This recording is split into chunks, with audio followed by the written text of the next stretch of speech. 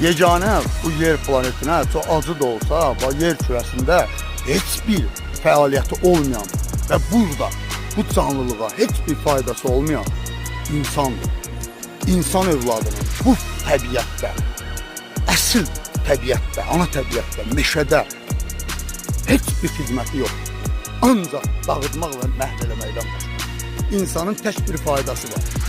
O da insan bu canlılığa toxunmayanda başlayır.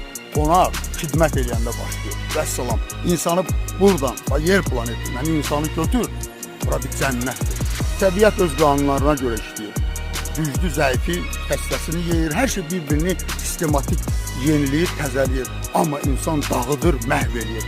Və bax, yaxşı və pis insan anlayışı məhz o canlılığa toxunmayan, ona xidmət edən insana yaxşı deyilir.